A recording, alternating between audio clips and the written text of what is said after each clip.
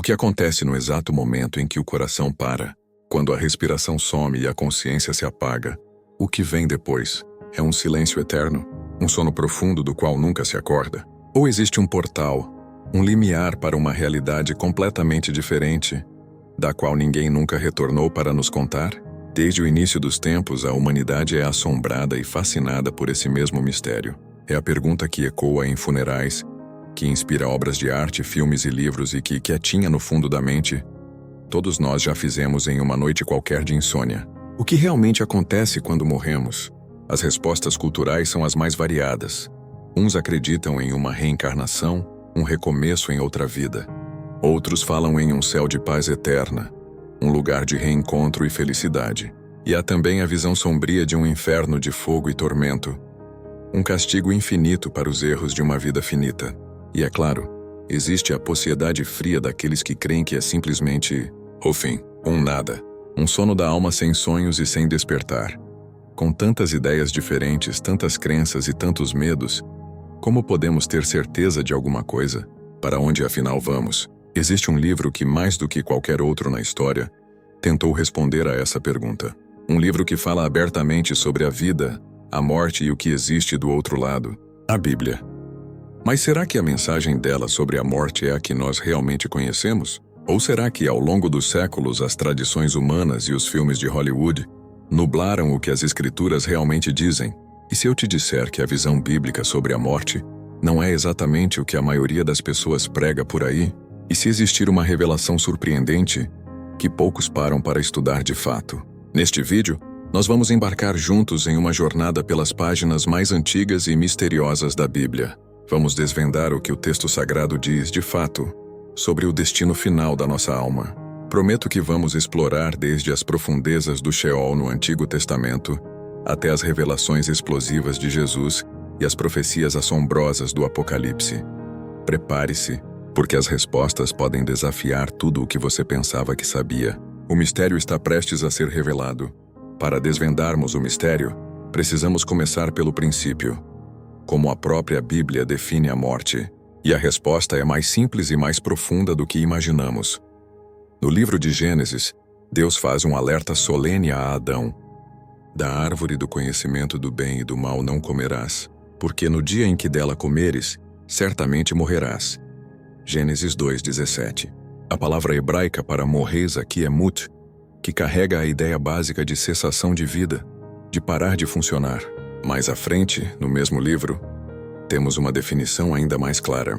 Quando Adão morre, a Bíblia não diz que sua alma imortal partiu para o céu. Diz simplesmente que ele voltou ao pó. Gênesis 3:19. E no livro de Eclesiastes, o sábio Salomão é ainda mais direto. Os homens morrem e voltam para o pó. E então o espírito volta a Deus que o deu. Eclesiastes 12:7. A morte, portanto, é apresentada como um processo de desfazer. O corpo físico volta à terra, e o fôlego de vida, o espírito, volta para Deus. Mas para onde vai a consciência? Aí entramos no conceito mais intrigante do Antigo Testamento: o Sheol. O Sheol não é o inferno de fogo que imaginamos.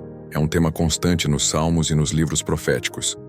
E é descrito como um lugar de silêncio, de esquecimento e de sono. O salmista Davi pergunta: acaso nas trevas falarás da tua misericórdia e a tua fidelidade no lugar do esquecimento, Sheol? Salmos 88:12. No Sheol não há atividade, nem louvor, nem planejamento. É um estado de inconsciência. Eclesiastes 9:5 é um dos versos mais claros sobre isso. Pois os vivos sabem que morrerão, mas os mortos nada sabem. Para eles não há mais recompensa e já não há lembrança deles. É por isso que a morte é repetidamente chamada de sono. Não é uma metáfora poética, é uma descrição teológica do estado do morto. Quando o rei Davi morreu, o registro bíblico diz: dormiu Davi com seus pais. 1 Reis 2:10. O mesmo foi dito sobre Salomão. 1 Reis 11:43. Sobre os reis bons e maus e até sobre o próprio profeta Samuel. Quando Jesus foi ressuscitar a filha de Jairo, ele disse claramente: a menina não está morta, mas dorme. Mateus 9:24. Ele não estava negando a realidade biológica da morte. Ele estava revelando a realidade espiritual dela. A morte é um sono temporário, um estado de inconsciência que aguarda um despertar. Os grandes personagens bíblicos, portanto, não foram imediatamente para o céu cantar com os anjos. Abraão, Isaque, Jacó, Moisés, Davi, todos eles dormiram. Eles foram para o Sheol, o lugar da quietude, aguardando algo ou alguém que os tiraria dali. Isso nos leva a uma pergunta crucial. Esse conceito de sono se mantém no Novo Testamento? O que Jesus afinal veio revelar sobre o destino da alma? É isso que vamos explorar agora na próxima parte. Se a visão do Antigo Testamento é de um sono no Sheol, o que o Novo Testamento traz de novo? A vinda de Jesus mudou esse destino? Será que agora, após a cruz, os mortos vão imediatamente para o céu ou para o inferno? Vamos aos fatos.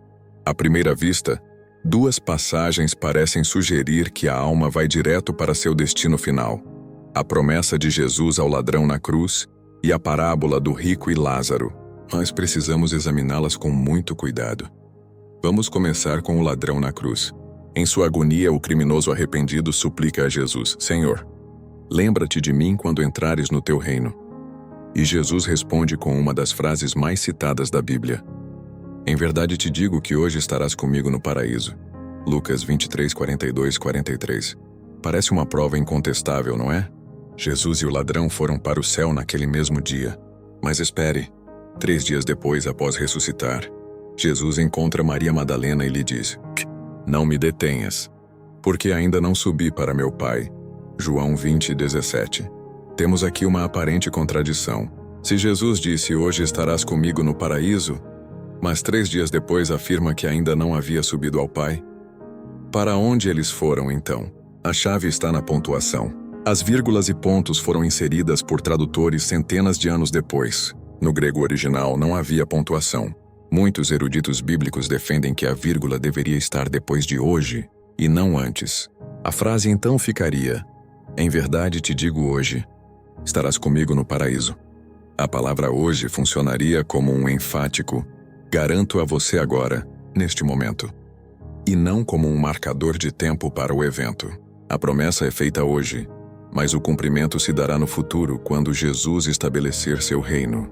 O ladrão dormiria aguardando a ressurreição, assim como todos os outros. Agora, a parábola do rico e Lázaro, Lucas 16, 19 e 31. É uma história vívida. Um homem rico morre e vai para um lugar de tormento, enquanto o pobre Lázaro é levado pelos anjos para o seio de Abraão, um lugar de consolo. Precisamos lembrar um princípio fundamental de interpretação bíblica.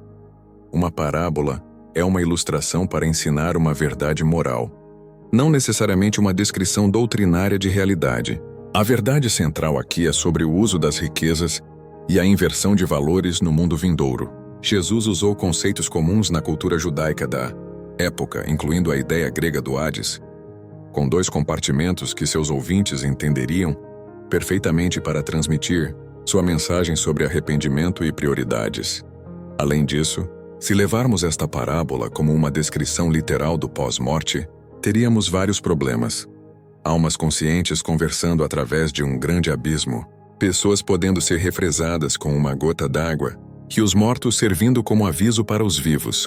Uma ideia que contradiz o conceito do sono e de Eclesiastes 9:5, que diz que os mortos nada sabem. Finalmente, precisamos entender o que a Bíblia quer dizer com alma e espírito. No nosso pensamento popular, a alma é uma entidade fantasmagórica e imortal que habita nosso corpo. Mas a visão bíblica hebraica é diferente. A palavra nefesh, alma, no Antigo Testamento é usada para significar ser vivo, pessoa, vida, ou até mesmo apetite. Um ser humano é uma alma. Ele não possui uma alma. Gênesis 2:7. E o homem se tornou uma alma vivente. Da mesma forma, ruach, espírito, significa fôlego, vento ou princípio vital. É a centelha de vida dada por Deus. Quando uma pessoa morre, a alma, nefesh, deixa de existir como ser consciente, e o espírito, ruach, o fôlego de vida, volta para Deus que o deu. Eclesiastes 12:7. A Bíblia nunca diz que a alma é imortal. Pelo contrário, O profeta Ezequiel afirma explicitamente que a alma que pecar, essa morrerá. Ezequiel 18:20. A imortalidade é apresentada não como uma condição inerente à alma, mas como um dom futuro de Deus, concedido por meio de Jesus Cristo na ressurreição, como Paulo escreveu. Porque isto que é corruptível se revestir da incorruptibilidade, e isto que é mortal se revestir da imortalidade. 1 Coríntios 15:53. Portanto, o destino imediato da alma, de acordo com uma leitura harmoniosa de toda a Bíblia, não é o céu, o inferno ou o purgatório. É o sono da alma, um estado de inconsciência e repouso na sepultura, aguardando o evento final e decisivo que determinará o destino eterno de cada um: a ressurreição e o juízo final. E é sobre esse evento climático que vamos falar a seguir. Se a morte é um sono, o que vem depois? A Bíblia deixa claro que o sono não é eterno. Há um despertar marcado na agenda de Deus: o dia da ressurreição. Este é o evento central do destino humano, o momento em que o sono da morte é quebrado pelo chamado do Criador. O apóstolo Paulo, explicando essa doutrina aos cristãos de Tessalônica, usou uma linguagem muito clara. Não queremos, porém, irmãos, que sejais ignorantes com respeito aos que dormem, para não vos entristecerdes como os demais que não têm esperança. Pois assim como cremos que Jesus morreu e ressuscitou, assim também Deus, mediante Jesus, trará juntamente em sua companhia os que dormem. 1 Tessalonicenses 4, 13 e 14. Ele não diz que os mortos já estão com Jesus. Ele diz que Jesus trará consigo aqueles que dormem quando ele voltar. A ressurreição não é um evento único, mas ocorre em etapas, ligadas à segunda vinda de Cristo. A Bíblia fala primeiramente da ressurreição dos justos, aqueles que morreram confiando em Deus. Bem-aventurado e santo é aquele que tem parte na primeira ressurreição. Sobre esses, a segunda morte não tem autoridade. Apocalipse 26. Eles são despertados para a vida eterna. Após um período de 1000 anos, o milênio profético, ocorre a ressurreição dos ímpios, aqueles que rejeitaram a Deus, para enfrentarem o juízo final. Apocalipse 25. É aqui que entramos na cena mais solene de toda a Escritura: o juízo do grande trono branco, descrito em Apocalipse 20, 11 e 15. João vê um grande trono branco, diante do qual a terra e o céu fogem. Todos os mortos, grandes e pequenos, estão em pé diante do trono. E então os livros são abertos. 2 conjuntos de registros são apresentados. Os livros. Estes contêm o registro completo de cada vida, cada pensamento, cada palavra, cada ação. É a evidência absoluta da justiça de Deus, o livro da vida. Este é o registro daqueles que, pela fé, aceitaram o sacrifício de Jesus e se reconciliaram com Deus. O julgamento não é para Deus descobrir algo que ele não sabe. É uma sessão tribunalária cósmica, que revela a justiça e a misericórdia de Deus a todo o universo. A sentença é baseada em uma questão fundamental. O nome da pessoa está escrito no livro da vida. A salvação e a condenação são definidas assim: quem será salvo? Aquele cujo nome é encontrado no livro da vida. Estes são os que, reconhecendo sua falência espiritual, se apegaram à justiça de Cristo. Eles são declarados justos, não por seus próprios méritos registrados nos livros, mas porque sua dívida foi paga por Jesus. Eles recebem o dom da imortalidade e herdam a nova terra. Apocalipse 21, 1-4. Quem será condenado? Aquele cujo nome não foi achado no livro da vida. Estes são julgados de acordo com as suas obras, conforme o que se achava escrito nos livros. Apocalipse 20, 12. Sem a cobertura do sangue de Cristo, eles devem enfrentar a consequência de sua própria rebelião. O veredito é a segunda morte, que não é um tormento eterno consciente, mas a aniquilação total e definitiva no lago de fogo, a sessão final e completa da existência. Apocalipse 20, 14 e 15. Mateus 10, 28. O destino eterno, portanto, não é decidido no momento da morte, mas é selado no juízo final. A morte é apenas um intervalo, um sono, até o grande dia em que a justiça de Deus será plenamente manifestada e toda lágrima será enxugada. A esperança cristã não é partir imediatamente para o céu, mas aguardar a ressurreição gloriosa, quando a morte será finalmente destruída para sempre. Então, O que a Bíblia realmente revela sobre o maior de todos os mistérios? A jornada que fizemos hoje nos mostrou que a visão popular e a visão bíblica frequentemente se separam. Resumimos que a morte não é uma transição instantânea para o céu ou o inferno, mas um sono da alma, um estado de inconsciência no qual os mortos, justos e ímpios, aguardam inconscientes no pó da terra. Vimos que a esperança não está na morte em si, mas no evento futuro que quebrará esse silêncio, a ressurreição. E por fim, entendemos que o destino eterno será decidido no juízo final, diante do trono branco, não por nossos méritos, mas por uma questão fundamental. Nosso nome está escrito no livro da vida.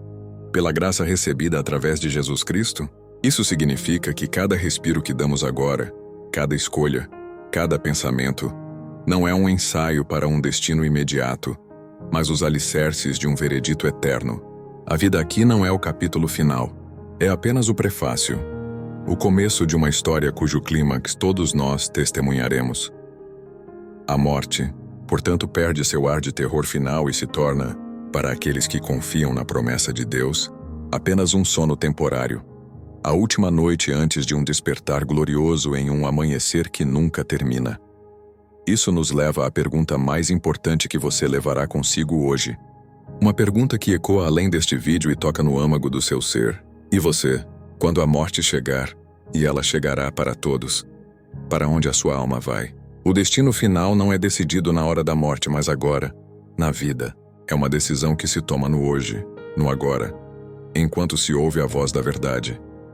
Se este conteúdo te fez pensar, se trouxe clareza a um tema tão obscuro, então não deixe essa jornada terminar aqui. Clique em inscrever-se e no like, para que possamos continuar trazendo estudos profundos que exploram as verdades mais fascinantes da Bíblia. Compartilhe este vídeo com alguém que também busca respostas. Até a próxima.